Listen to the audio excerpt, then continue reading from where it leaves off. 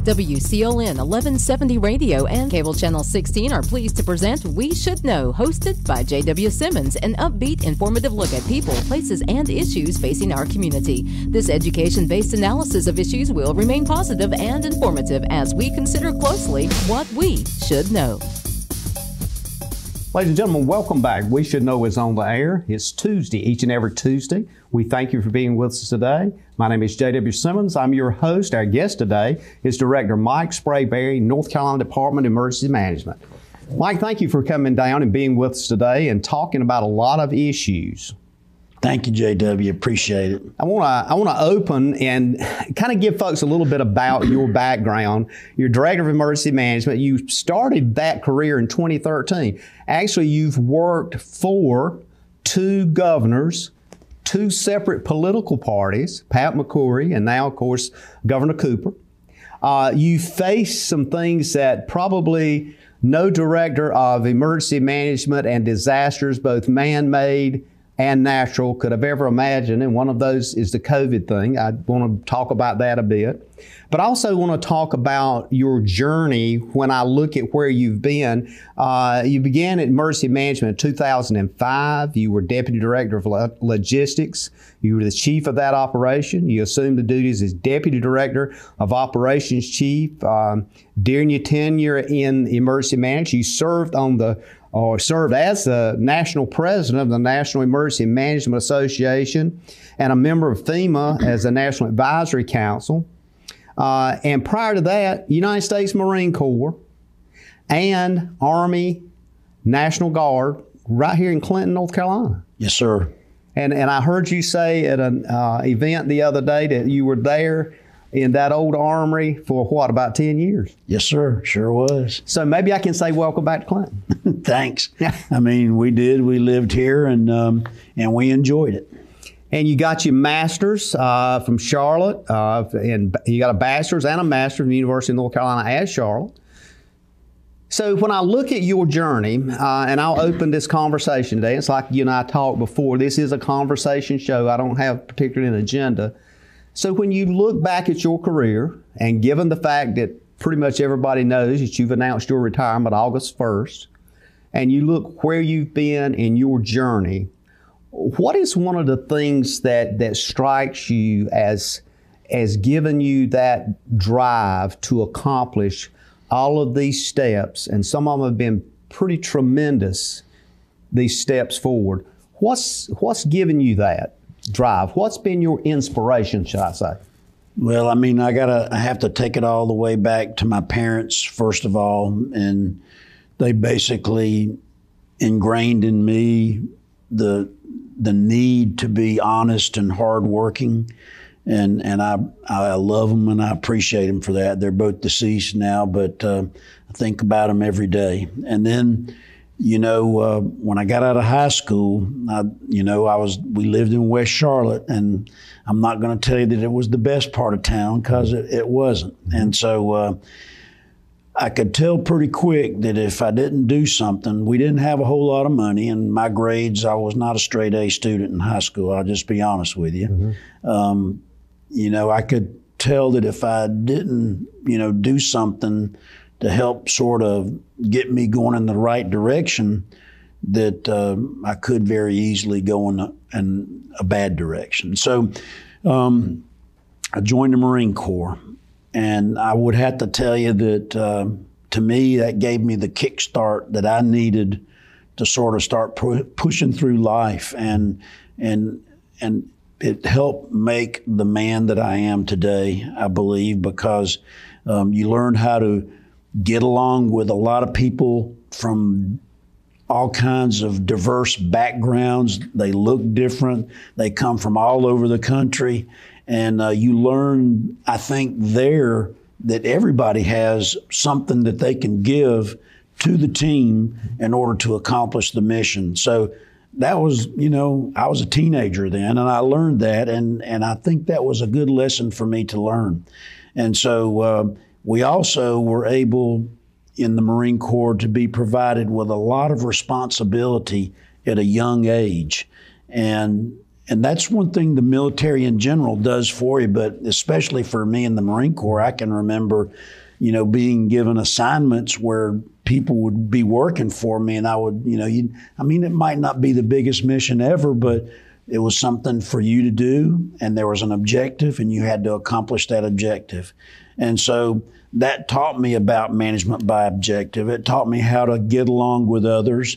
It taught me how to lead, and I'm going to tell you, it was a rough start because at the very beginning of my career, I got into a couple of fights, and so they don't, they frown upon that, let's just say. And so, but once I finally figured out to listen a little bit more and keep my yap shut a little bit better, I was more successful. And before you knew it, I was a sergeant and moving on up. And so I would have to say the Marine Corps really gave me a good kickstart into my career. And listening to your story, it's interesting to me because a lot of folks I talk to talk about the idea of having boundaries and having goals. And we've got a program right here in Sampson County, I'm sure you're familiar with, called Tar Heel Challenge, that's literally taking both male and female young folks in and changing their lives. And it's been going on now for years. I think there's 2 in the state now. But that particular program almost mirrors what you just said about the Marines and about the military. So, Jada, you're going to laugh because my wife, actually, when we lived in Clinton, that's when Tar Heel Challenge started. Yep.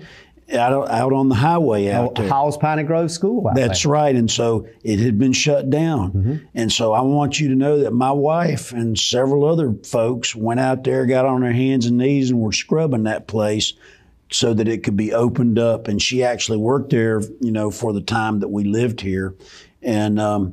And then when I moved to Raleigh after I retired out of the National Guard, I got a job working as a civilian for the National Guard, and my duty was to manage Tar Heel Challenge. Wow. So we did a lot of work, and we've seen a lot of good done by that. Kids coming from a bad spot, next thing you know, maybe they're in college, they're in the highway patrol, maybe they're in a military academy. So great program. But it develops that structure and that boundary and that sense of self-worth. And talking to a lot of folks that has worked there and people that lead the academy, it's amazing to me that we don't have more of that layer in our communities throughout North Carolina and the country. Right. And so I think one of the things that Tar Heel Challenge teaches the cadets is self-discipline, because that's often hard to find in society is, don't do just anything that comes to mind. And you have to have self-discipline. Absolutely. And so I think that that's one of the great things about Tar Heel Challenge. I'll also say that, having that sense of community service nationally, I don't think it's a bad idea for kids to, not everybody's meant to go to college immediately. I don't think that I was. And so I think that you can actually go join the military, do something for the community. Is there some sort of community program that you can do? You can see that kids having problems and end up in Tar Heel Challenge because maybe their grades aren't so good. But there's things out there that people can do that actually add value to the community, and we need to help people find what those are. And of course, I'm biased towards the military because, I ended up doing 25 years in the military, and so I'm proud of it. But I can remember what one of my generals always used to tell me. It was like, "What have you done for me today?"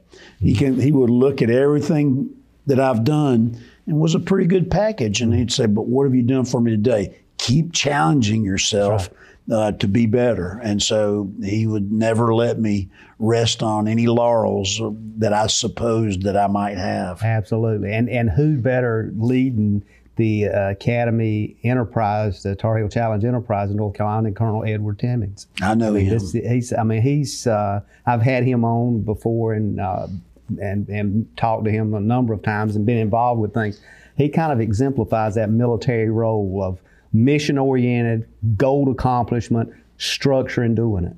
Well, he better be. I mean, he's the leader of those two schools, the one in New London and the one over in Salemburg, and so he's got a big job. He does. I want to kind of get your input on a lot of things as we talk about today, but it seems like we've got a lot of time coming in. You know, I usually tell my guests, well, we've got 50 minutes and we can talk about it, but things go fast. So there's things I want to kind of toss on the table to discuss, and there's things that I want you to have free reign on in discussing.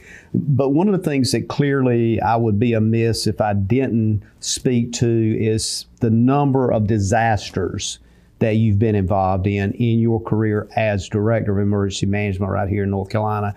Now, I would hasten to tell folks that I am told, it's been reported, but I don't know if it's true or not, but I think it was in 2017, there was a president that now sits in office that was tempting you to be the director of FEMA. Is that, was that accurate, or kind of clear the air for us on that one? So we got about 60 seconds for right. break. So earlier this year, you know, I was asked if I would be interested for that job, and you know, when the White House beckons, you sort of, you know, I'm not going to say no because I'm a good Marine, right? A good soldier. There you go. And so, but, you know, I was, they evaluated the packages. I'm sure they had several people to choose from, and they chose a young lady named Deanne Criswell. She's got quite a resume. She used to work at FEMA and was the director of New York City Emergency Management. So I think they made a good choice. And if I'm honest with you, I didn't cry when I wasn't selected because, you know, I would love to do the work. Not so sure I would love to be living in Washington, D.C.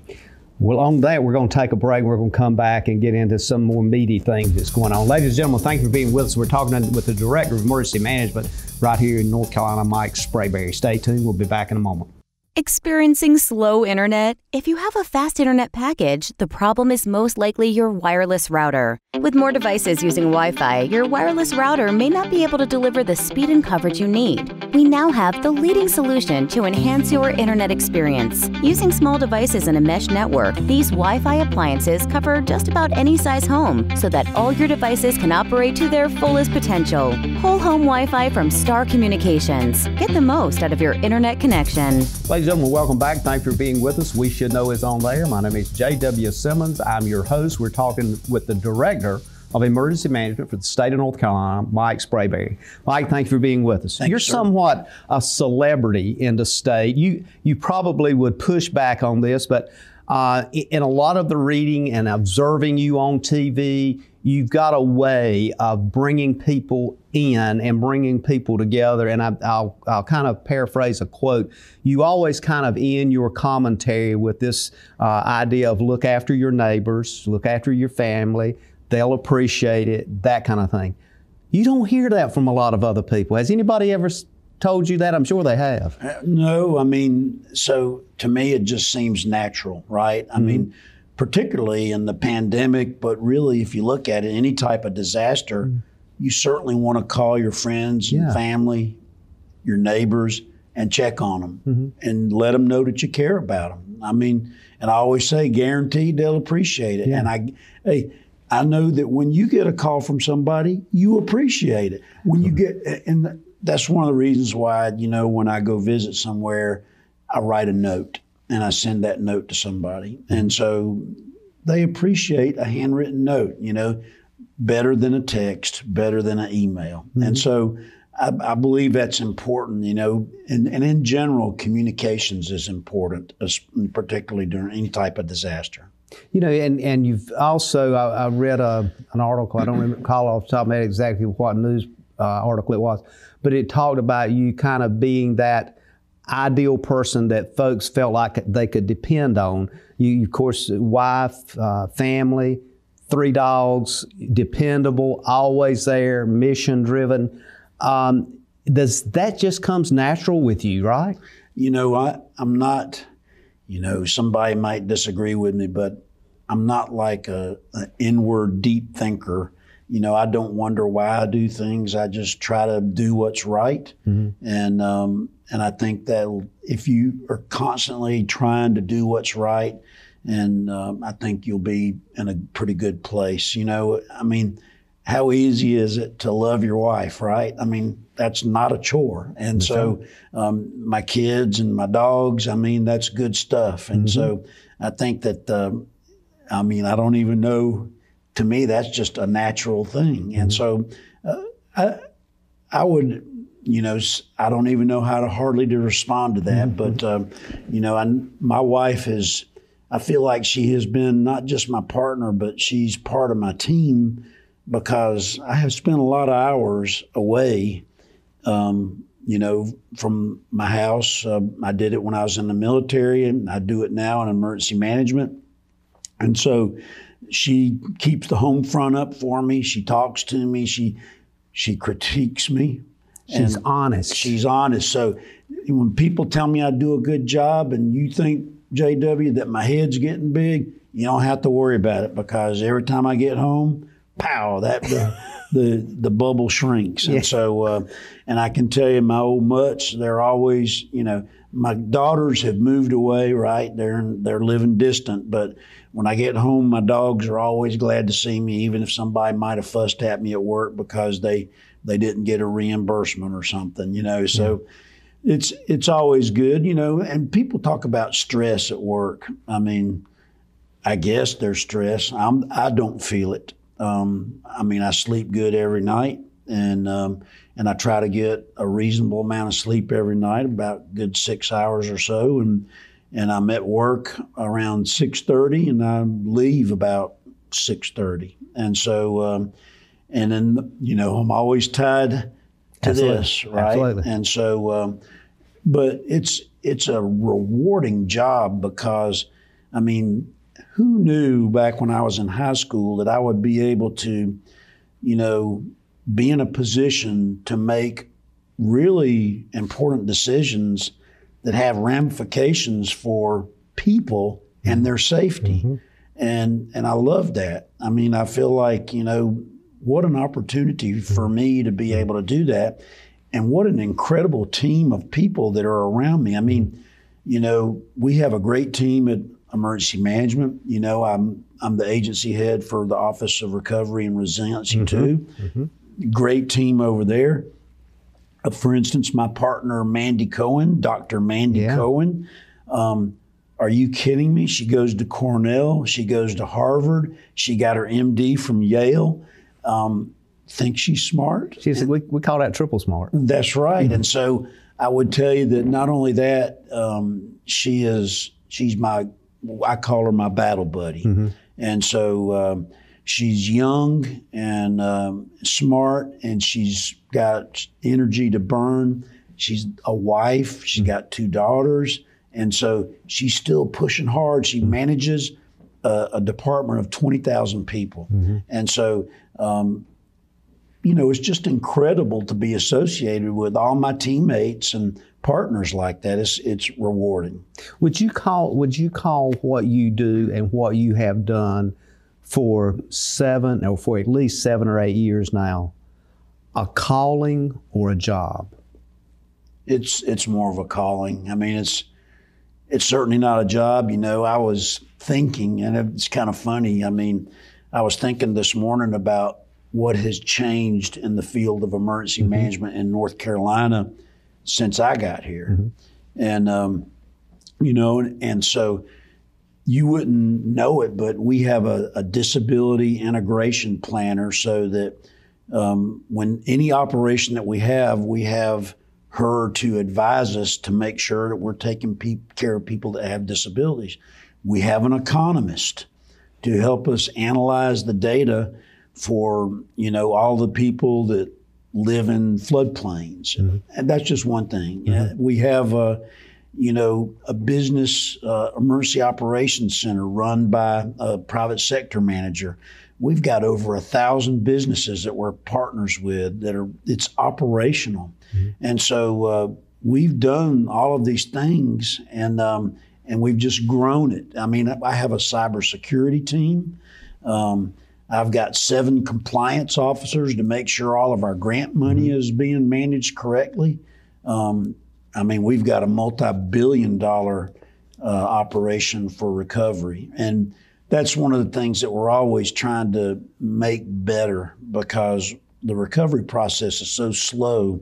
The programs are so slow. We try to push that, but it is, you know, it's exciting. And over the years, we've been able to add more people, more positions, different kinds of positions, to really offer a full spectrum of response, recovery, resiliency operations. And so we've grown it. I think that we're, you know, I'm biased, of course, but I think we have one of the best, if not the best, emergency management agencies in the nation. You touched on one item that I wanted to try to get to, and I just put a little check mark by it. You used 2 words, cybersecurity, which seems to be something that not only now as we sit here, a very critical part with the potential of major disaster, also looking forward in the future is going to continue to expand as it relates to the need to monitor, observe, ensure security for that system. What concerns you more than anything else now as you think about cybersecurity? Because once you look at that and think about everything from our medical records to our bank accounts to whether the lights come on, all of that is in that area of cybersecurity. Right, and all of that concerns me. And so that's, you know, what I'm paid to do, is to be situationally aware of our IT infrastructure, our critical infrastructure, all of those key resources. And so, and it falls in so many different facets, like water facilities, wastewater facilities, dams, our election, you know, our elections, and you know, so we actually activate the state EOC for primaries and the national elections, and we have folks, you know, monitoring to ensure that, you know, we are not being invaded by a hostile power. And so we have actually, I'm very proud of the cyber team that we have. It's made up of some guys that actually work in our agency. One of them is a retired FBI agent, cybercrime. Another guy is a forensic IT specialist. We work with the National Guard cyber team, the DIT cyber team, and this is, I think, critical. We work with Local Government Information Systems Association. And they call it NCEM, the North Carolina Local Government Information Systems Association. We have worked with them to develop strike teams for IT. So if we've got a county that has a water system that's been hacked, we can deploy a team that's made up of any one of those different types of agencies and help them work their way out of it. Because let's remember, together, I think that most of North Carolina is still rural.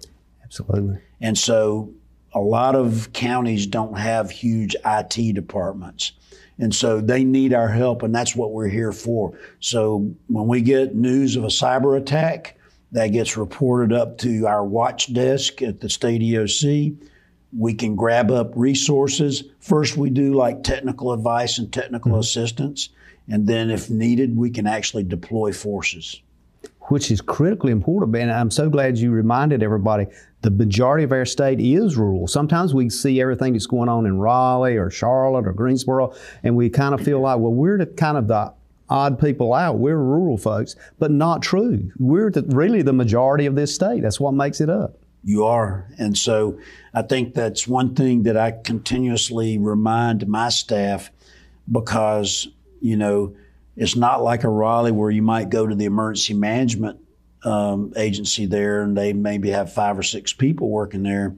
Well, here you might have a couple, right? And so although Sampson County is a pretty big county land-wise, not so many people, right? Right. We're going to take a quick break. Ladies and gentlemen, we're going to take a break. We'll be back in a moment. We're talking with the State Director of Emergency Management, Mike Sprayberry. Stay tuned.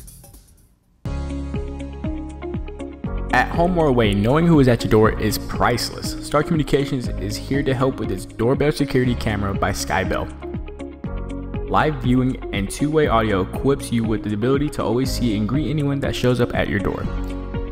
If this is the kind of confidence you are looking for, call Star Communications today at 1-800-706-6538 to learn more about this intelligent security that you can always depend on.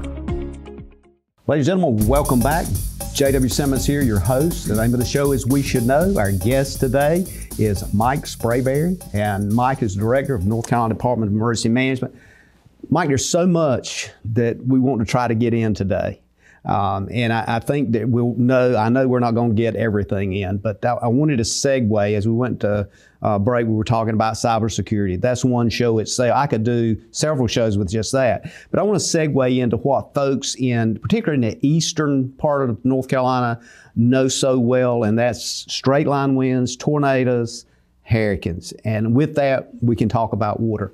But in your experience with emergency management, where and what can we do a better job with when we consider the hurricane season, or as far as that goes, tornado, just say natural disasters? What can we do a better job with on the local level within our various municipalities, and what could the state do a better job with? Well, let me start with the state. Right now, the legislature and the governor are looking at ways that we can have legislation to help us do studies for rivers and streams, and actually take actions on rivers and streams that would help mitigate, the type of flooding that we've become accustomed to for these once-in-a-lifetime storms that have turned out not to be so once-in-a-lifetime storms. And so we remember back in 2016, we had Matthew, and that was our storm of record. And then 2018, we had Florence, and that became the storm of record. So I got to tell you, they're predicting a very active hurricane season for 21. So, we got to be ready. So what do?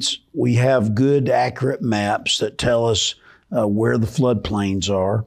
And so that sort of helps decision makers to understand where not to build and where not to allow, a lot of development, so that there's more impervious surfaces, so that, I always tell my guys that the best swiftwater rescue that we've made is the one that we never did have to make, because we were able to either prevent some development going in a floodplain, or we were able to acquire a property and move the people somewhere else.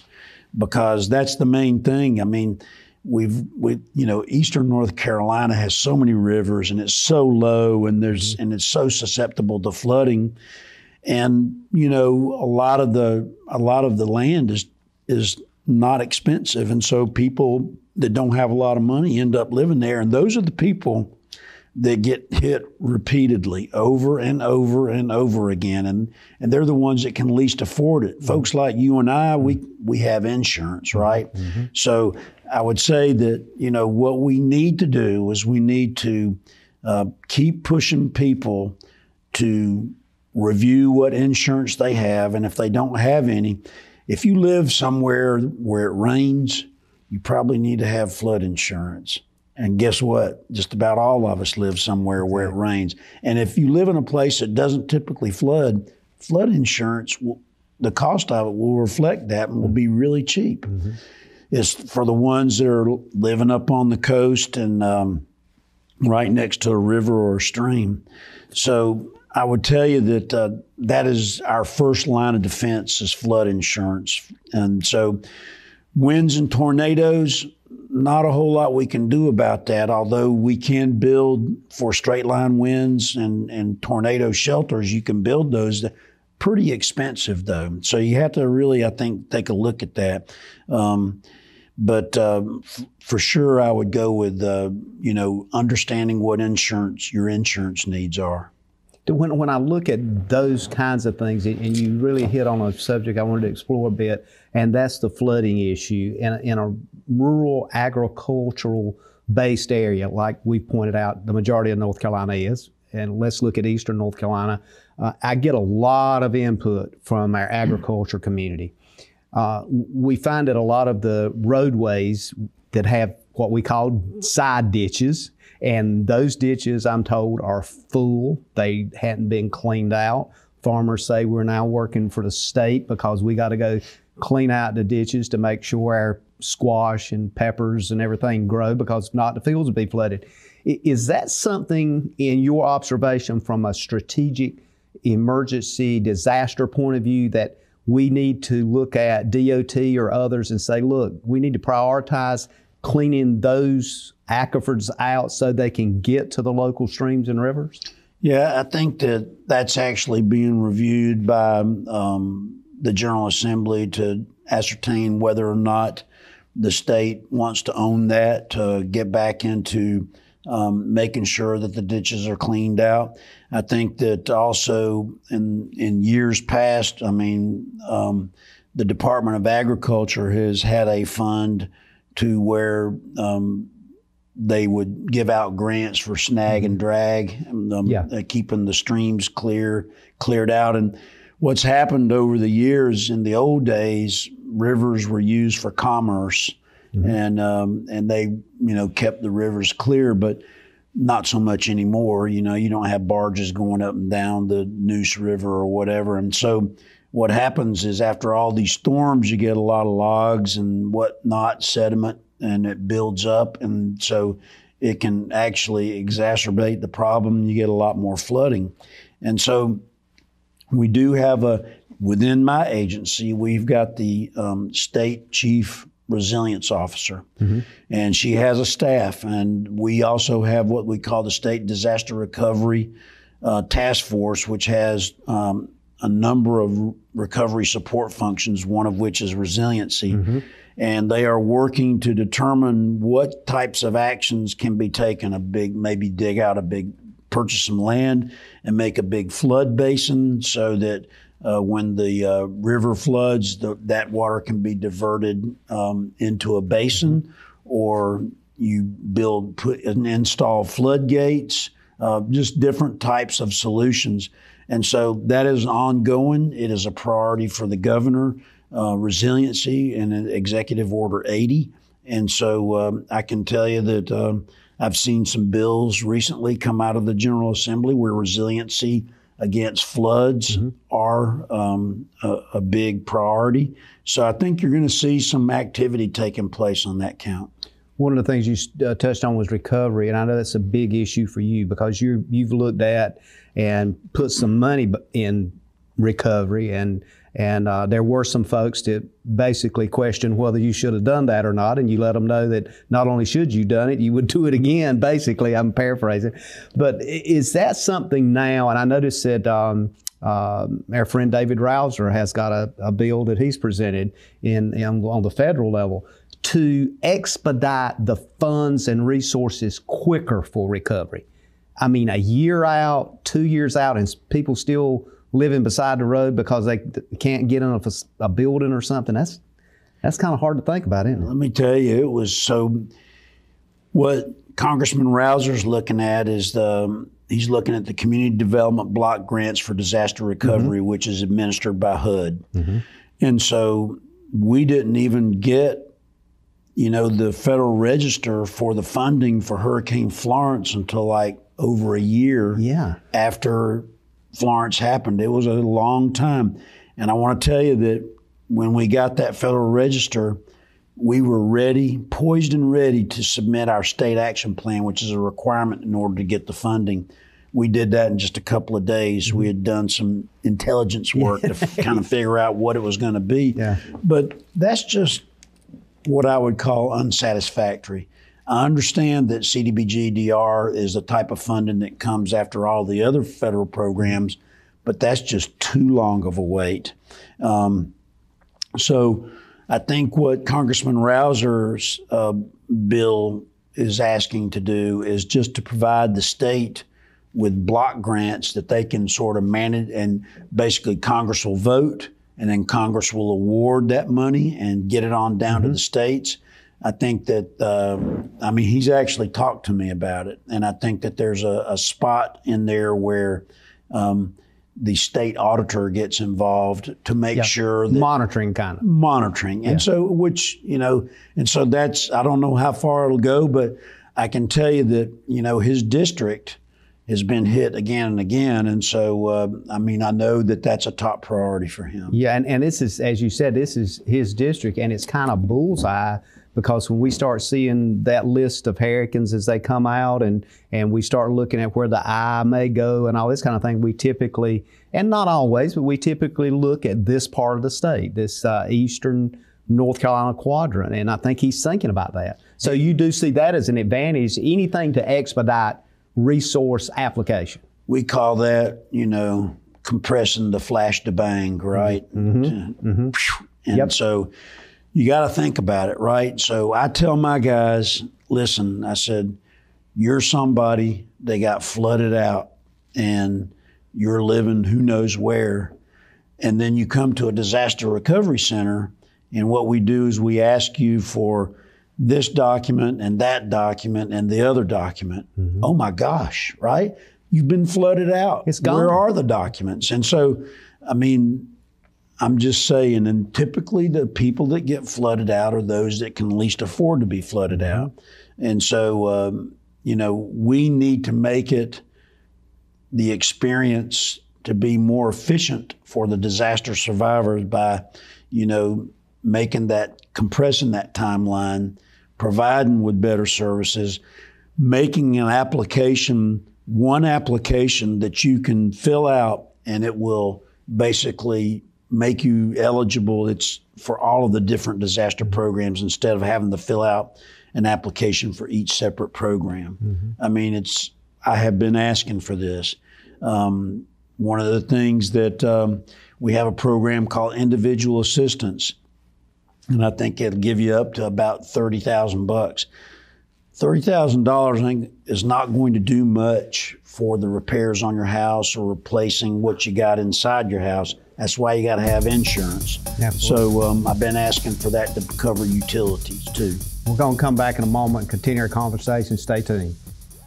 To get the most out of your electronic devices, you need a strong internet connection and a protected home Wi-Fi network. You need high-speed internet from Star. Star has the fastest, most affordable high-speed internet service available for all your devices. We have no long-term contracts or high-pressure sales. Our service speaks for itself, and switching is hassle-free. We take care of everything with free installation from a local company. High-speed internet from Star. Internet at the speed of life. Ladies and gentlemen, welcome back. We Should Know is on there. I want to thank you for being with us today and remind you that you can reach us via email at weshouldknowedu@gmail.com. That's weshouldknowedu@gmail.com. I appreciate your comments, suggestions for shows, and also when we have a show, oftentimes folks will inevitably say, well, why didn't you ask so-and-so this or what have you? Keep in mind we have a time period and we just sometimes can't get to everything, but please keep asking me those questions. Keep making those suggestions. They do come in handy. And also remember that we air at 2:30 each and every Tuesday at simulcast on WCLN Radio. Also uploaded to some of your favorite social media platforms to include YouTube, Facebook, and others. If you have questions about that, certainly we'll address any of those that you have, but we try to get as much information out that'll benefit you. And with that said, we want to not take away from our time today because we have the State Director of Emergency Management with us, Mr. Mike Sprayberry. Director Sprayberry, thank you so much for taking your time and sitting down here in the town of Clinton, North Carolina, which we love, and talking to folks in this part of the state. Thank you, sir. And we call it Clinton. Clinton, exactly. Yes, sir. I try to be proper sometimes, but I can't do it much, but I try to be. So we were talking about a lot of things that related to what we consider disasters and so forth, and things the state and government does well, some maybe not. Your experience with natural disasters, and trust me, you've had your share. Can you look at things from that platform and maybe make some suggestions for us that maybe organizations like faith-based communities, civic clubs, and others that can really assist as we try to work our way through these inevitable disasters? Right. So we have what's called the North Carolina Volunteer Organizations Active During Disasters, North Carolina VOAD. And it is a wide range of volunteer groups, some faith-based, some not. But I will tell you that without them, we could not be successful. They are out as we speak, rebuilding houses, repairing houses. They, during disasters, feed. And so what happens is Baptist on Mission, American Red Cross, they come together and with the Salvation Army, and they go out and feed folks in a big mass feeding operation. And so we depend on them. And so we're, we couldn't be successful in any number of ways without them. That's one thing. I would also tell you, we have an operational business EOC with about 1,000 different partners, and I'm talking everybody from UPS to Walmart. I mean, the banking association here in North Carolina, and you would be surprised at what can happen when a resource request comes into the state EOC during a disaster. We need this, we need that. What happens is we have a couple of folks, logisticians, that analyze the request and determine whether or not it can be filled by logistics, operations, or the business EOC. Because what these businesses have done is they have given us a list of resources that they can provide during the disaster free of charge to help folks. And so like maybe a Walmart can send a truck of water straight to the disaster area. So that's one thing we can do. We have community emergency response teams, which I would encourage every county, every municipality to create their own. That's your neighbors, people that work together that have so many different skills. And that's why America is great, right? Because there's so many people that live in America that have not just one skill, but a number of skills. That's why I was always proud of the National Guard, because you would have a National Guard guy that would be a field artillery guy. But in his civilian life, he might be a carpenter. So he has two skills. And so if you deploy somewhere, you always never really had to worry because you had a number of people that could work on things. We do the same thing now with our Guard guys now. When we send them out during disasters, they've got great skill sets. Same thing with the community emergency response teams. I would encourage everybody to have a really active local emergency planning committee, LEPC, and not just for hazardous materials, but for homeland security, for natural disasters, all types of disasters. It's a good group of multidisciplinary people that can really make things happen.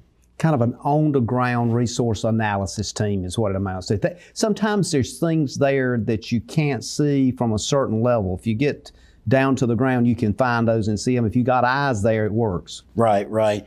And I think also, we always like to say that disasters begin and end at the local level.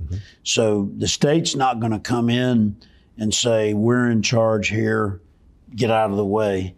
In Sampson County, we're going to, used to be Ron Bass and say, Ron's in charge. And so we'd come in and say, what can we do to help you, Ron?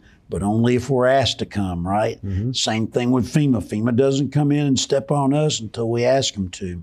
And so you guys have the skills, you know where the issues are. You are the leaders for the response and the recovery. And you own that, and we assist you to ensure that you can meet your objectives. Kind of a 20,000-foot question. I'll let you go wherever you want to with this. As you look at August 1st will be here quickly. Your timeline's like mine, it's going faster, and I try to stop it and can't. It'll be here before we know it. As you leave and exit this position, August, 1st of August, what concern do you have more than any other as you walk out that door? Well, I think that It's the same concern that I've had from the very beginning about preparedness. And that's, what is the level of preparedness for the ordinary North Carolinian? And so does that ordinary North Carolinian understand the threats and the hazards that face them each and every day? And are they prepared for it? And do you have, enough supplies on hand to take care of yourself for, 3 to 5 days before assistance comes? Do you have that food and water? Do you have enough medicine on hand? We have heard that, most Americans, there's a lot of Americans that couldn't get their hand on $1,000 right now. So that's very concerning for me. We know that there's not enough people that have flood insurance.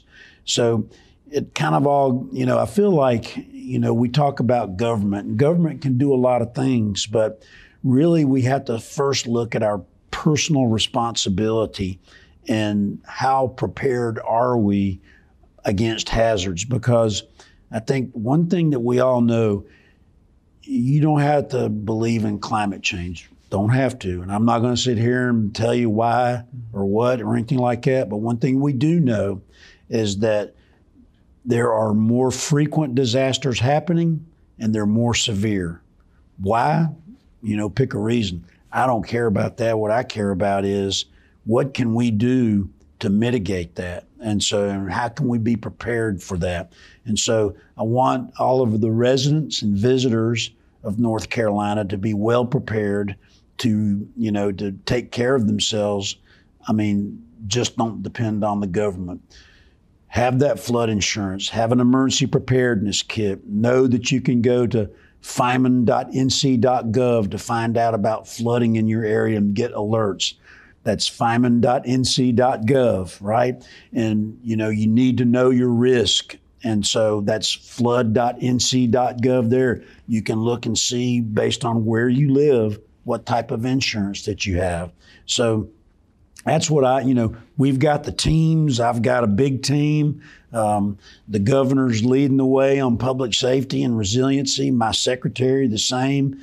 And they're sincere about that, and they want to protect people, but it's got to be a team effort, all the way from our individuals all the way up to FEMA. I want to kind of, lead in this direction. I explained that I didn't spend a lot of time about the pandemic and COVID. I think folks have heard enough. They've heard you about that. If they hadn't, all they got to do is just hit replay. It'll come up on the TV automatically. But if there was one thing you'd have to say about recovery, and you got about 60 seconds here, what would that be as it relates to the pandemic? About the pandemic, I would say that if you don't have your vaccination, you need to go ahead and get your vaccination. I've had mine. As soon as they made it available for over 65, I went and got it. I'm glad that I got it. And, the governor has stated that once we get 66% of the people that are fully vaccinated, that's going to be pretty much, we'll be able to take more restrictions off. And I'm excited about that. And so we're almost there. And if we can get people to go do that, then what a great day that's going to be. I'm excited to be near the end of it, and I'm hoping that happens in the not too distant future. We're about 50% right now. Pretty soon for getting people with 2 doses, and so I'm excited. And we're hypothetically or hopefully by July 1st we're going to be at 60-something%. I would hope so. So I want to do this. As you close your commentary, you always say to the folks, I'd say, well, if you want me to say that, let's, give your family a call, your neighbors a call, your friends a call. I guarantee they'll appreciate it. And, we're going to get through this together as one team, one mission, and one family. Absolutely. I want to thank you, Director Sprayberry. I use that word, but I want to say Mike, because you're the kind of guy you're like a friend. And I would say if people in North Carolina want to look at you, I would say they can say Mike as well, because you're a friend to all of us. Thank you for being with us today. Thank you, sir. And ladies and gentlemen, you got the close from Director Sprayberry. My close is, as usual, we thank you for being with us today and each and every week. And as always, may God bless. Thank you for tuning in to this week's episode of We Should Know with host J.W. Simmons. If you have a question, comment, or suggestion regarding this or any episode, please send your emails to weshouldknowedu@gmail.com. And remember to tune in every Tuesday at 2:30 for another informative episode of We Should Know.